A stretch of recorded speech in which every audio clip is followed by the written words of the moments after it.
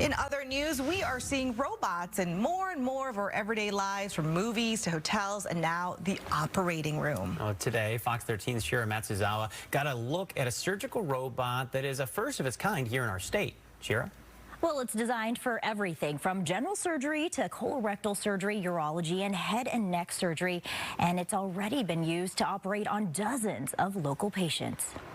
The picture is so clear. Carrie Millette is getting ready to have surgery next week. This is all a lot to take in. These are all what the settings you need. While her doctor, Layla Rashidi, will be there, Carrie will be at the hands, or should I say arms, of this robot. But not just any robot.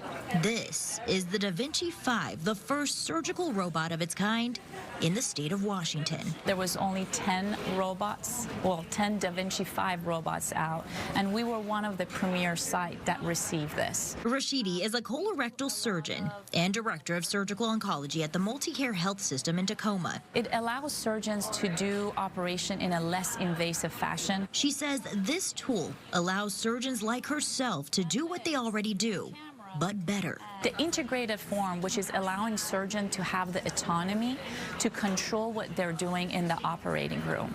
It also has the force feedback, and this is the first time actually any robot can have that, opportunity to be able to feel or have that tactile when we touch the tissues. Meaning for the first time, surgeons can sense and feel the tissue they're working with through the robot. But while it's the robot making contact, it's the surgeons who's controlling the robot, something Dr. Rashidi often has to clarify for her patients. They're like, what? A robot is going to operate on you? I say, no, it's not actually the robot. It's us controlling the robot. Here's how it works. We attach the robot to the patient, but you as a surgeon, you're completely in control of using the robot. So talk about articulation. I show it. I always say you literally move your hand 360 degrees motion, which even in an open operation, me as a surgeon doing it is difficult. But I can translate that on the robot.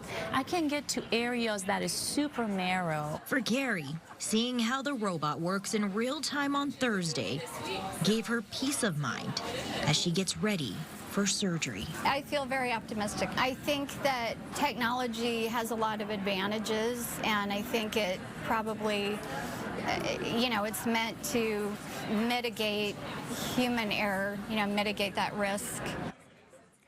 Dr. Rashidi adds, because there's less trauma being put on the tissue, that means it's a faster recovery time for patients. Meantime, the hospital received this particular surgical robot last month. They tell me they've already used it in 52 surgeries.